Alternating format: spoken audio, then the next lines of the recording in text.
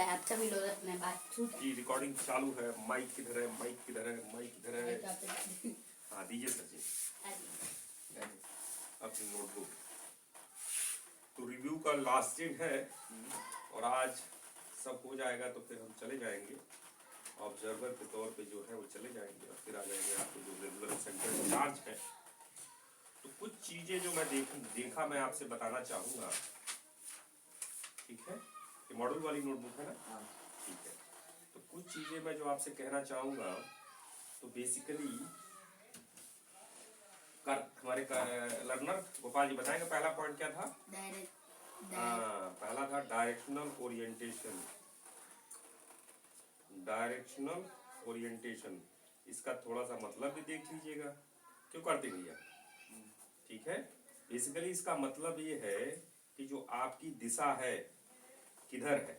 मान लेते हैं न्यूट्रल है, न्यूट्रल समझते हैं, मान लीजिए ना अच्छा ना बुरा, तो आपकी दिशा जो है शुरू में आए थे तो दिशा में तो काफी कुछ उतना सही नहीं था। हम लोग गलत नहीं कह रहे हैं बट सबका अपना अपना हो सकता है।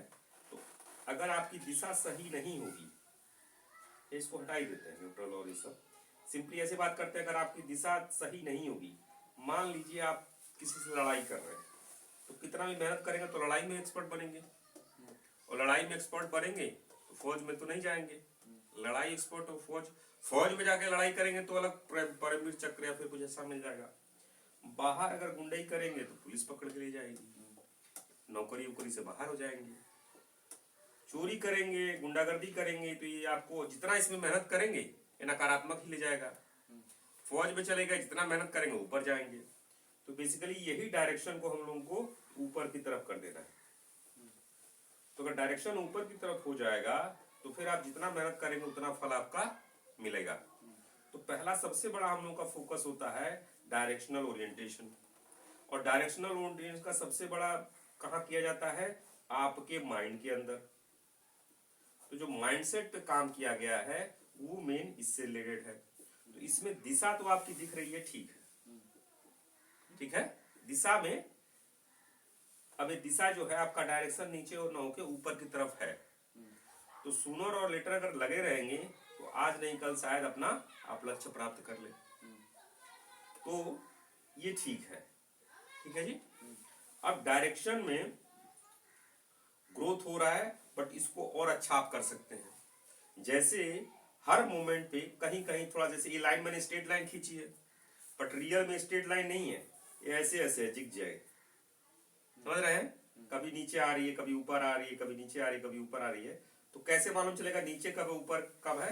सिंपल एक मंत्रा है। क्या mantra sir ji? Gopal ji learn Kartik, learn Gopal. तो कमाल दिया सर जी ने। Whatever am I doing, is it making me a better version of myself और not better version of myself. मान लीजिए जो भी काम कर रहा हूं, वॉट एवर, जैसे मान लीजिए आपका टाइम है, टाइम इन्वेस्टेड, कहीं ना कहीं टाइम खर्च हो रहा है। आप चाहे चाहे ना चाहे टाइम तो खर्च हो रहा है। अब ये टाइम आपका अगर आपको ऊपर की तरफ ले जा रहा है तो देन आपको बेटर वर्जन बनाने में हेल्प कर रहा है। कोई भी ऐसा काम कर रहा है जो आपको ऊपर बेटर वर्जन बनाने का हेल्प नहीं कर रहा है तो वो आपको कहीं ना कहीं गड़बड़ कर रहा है। तो ये चीज थोड़ा ऐसे देखना है कि हर समय ऐसा प्रयास करना है, सोचना है कि ये चीज से मुझे फायदा नुकसान, जैसे मान लीजिए किसी शराबी को धक्का दिया, उससे लड़ाई की, उससे कुछ बेनिफिट होना है नहीं, ऐसे कहीं नकारात्मक कोई चीज कर रहे हैं नहीं। लेकिन एक चीज ध्यान रखना है, बॉडी माइंड का ख्याल रखना है, हमेशा रखना है, बॉडी माइंड का ख्याल हमेशा रखना है। अब उसके अंदर का सॉफ्टवेयर जो है माइंडसेट को हमें ऊपर की तरफ करना है। ये क्लियर हो गया? अब आते हैं, जरा सर जी अपनी नोटबुक लेते आइएगा जो अभी सुबह डिस्कस किया था। दूसरा पॉइंट क्या है? टूल्स है। टूल्स क्या है? औजार है। किस लिए औजार? कि जब आप ऊपर की तरफ चल रहे हैं तो वो औजार आपको हेल्प करे और तेजी से ऊपर जाने में और अच्छी तरह जाने में। तो बेसिकली ये सब क्या है? आपकी रेशनल थिंकिंग है, ठीक है।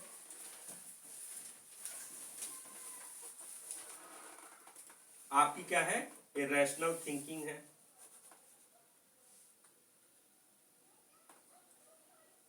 रेशनल थिंकिंग है, आपका लोका है, आपका प्रसोला है, ठीक है, ये स्पाइरल अप है। बाकी और भी रूल है, लेकिन ये थोड़ा और आपको सोचने में, ये आपका माइंडसेट वाले में आ जाएगा, ओरिएंटेशन में आ जाएगा।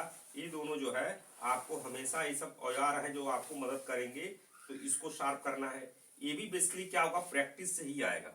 जितना इसमें और टाइम लगाएंगे, इतना टाइम लगाना है, इतना रिपीट करना है कि repeated action become habits and habit makes character.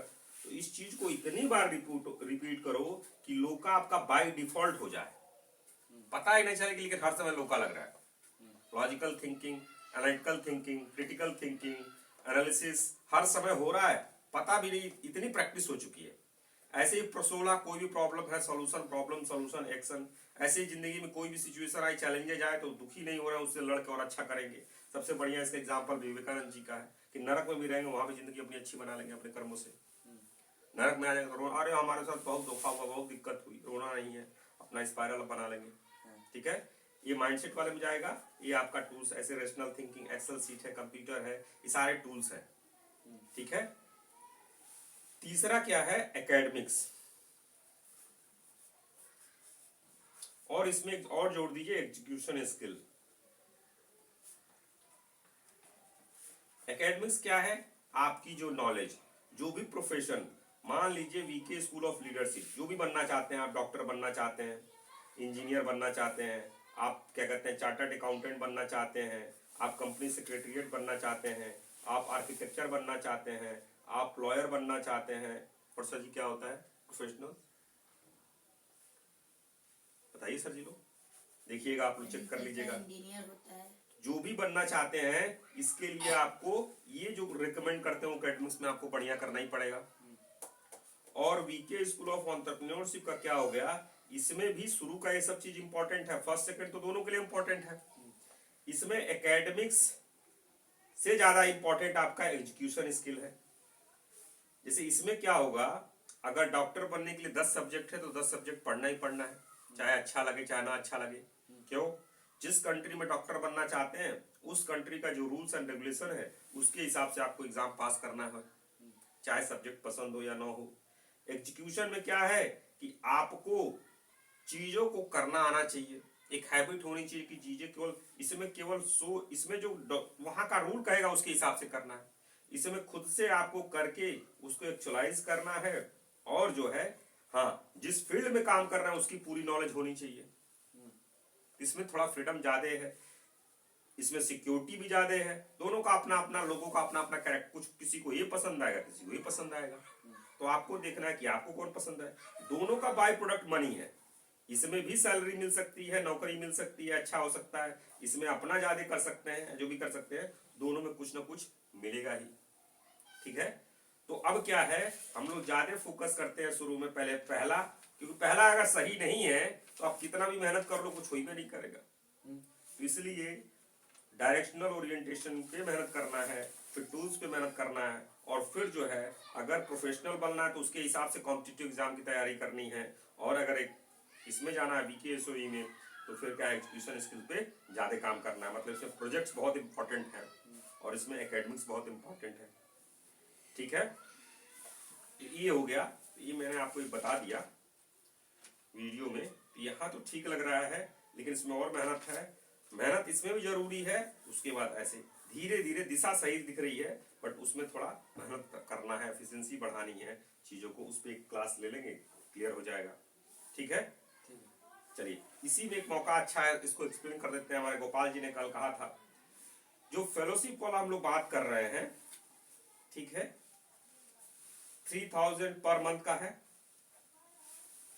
अगर उन्होंने हिंदी कंप्लीट कर ली तो 3 + 3 कितना हो गया सर जी, गोपाल जी? 6। और अगर संस्कृत कर ली तो कितना हो गया? 3 + 3 + 6 12। और अगर इंग्लिश टॉफल के हिसाब से, इंग्लिश स्टैंडर्ड ग्लोबली के हिसाब से कर लिया तो कितना हो गया? 21,000 हो गया। 21 हो गया। अब ये दोनों फेलोशिप C2 C3 दोनों के लिए खुला है, बता दे रहे हैं। कल आपने क्वेश्चन किया था कि भाई क्यों नहीं, तो इसमें क्या है कि दोनों के लिए हमारी तरफ से कोई इस पर और डिस्कस कर सकते हैं, अगर कोई इसमें करेक्शन होगा तो करेक्शन हम लोग कर सकते हैं। कल जैसे हमारे गोपाल जी ने जब ये क्वेश्चन रेज किया तो हमारी तरफ से फिर ये हुआ कि हम लोग की तरफ से फेलोशिप हम लोग C2 C1 वालों के लिए नहीं एलिजिबिलिटी है, C2 C3 के लिए अलाउड है। C3 के केस में क्या है कि एग्जीक्यूशन है, ये फेलोशिप के लिए 2 घंटा और आपको काम मतलब करना पड़ेगा अपना पढ़ाना। जैसे मान लीजिए अगर आप एकेडमिक्स के हैं तो जो बच्चों को 2 घंटा आप सेंटर में सपोर्ट करेंगे, जो बच्चे हैं तो उनको उनसे रिलेटेड मतलब 2 घंटा और टाइम देना पड़ेगा। अब क्या है, जो बच्चे जो एकेडमिक्स की तैयारी कर रहे हैं वो शायद मुश्किल हो जाए उनके लिए टाइम देना, साथ में फिर हिंदी करना, संस्कृत करना, इंग्लिश करना, तो ये डिसीजन बच्चों का होगा, बच्चों और उनके गार्जियन का होगा। हम लोग की तरफ से हम लोग ने कहा नहीं, ओपन कर देते हैं। हम लोग का ऐसा है कि ये मिल रहा है, इसके एवज में आपको पहले 2 घंटे का सेवा करते थे, इसमें 2 घंटा और बढ़ा देना है तो 4 घंटे का सेवा हो जाएगा पर डे। समझ रहे हैं? तो ये चीज है, तो ये 4 घंटे का सेवा हो जाएगा, इसके एवज में आप 21,000 रुपए का एक तरह से बॉटम आप अपना सेफ्टी नेट पा सकते हैं। लेकिन इसमें वीके स्कूल ऑफ एंटरप्रेन्योरशिप में आपका ऑब्जेक्टिव है फ्लो स्टेट की तरफ जाना, वैल्यू क्रिएशन करना, और इसका है कि उस प्रोफेशनल की तरफ आपका करना। डिसीजन आपको लेना है, आपको अपने हिसाब से, अपने घर वालों के हिसाब से जो आपको सही लगे वो डिसीजन ले। गोपाल जी ये बात समझ में आई आपको? इसमें कोई आप ऑब्जेक्शन, आपके ऑब्जेक्शन की वजह से ही, और अच्छी बात है अपनी बातें रखनी है। इसमें थोड़ा सा जो ये है आर्गुमेंट लॉजिकल की ठीक है, लेकिन इसके लिए दिक्कत हो सकती है क्योंकि जब वो किसी चीज की कंपटीशन की तैयारी करेंगे। बट हम लोग ऑर्गेनाइजेशन की तरफ से ओपन किए हैं, ठीक है, वो पर्सनल डिसीजन उनका होगा। ठीक है जी, तो ये आपका हो गया। कुछ आप कहना चाहते हैं, कुछ पूछना चाहते हैं? चलिए ठीक ठीक है सर।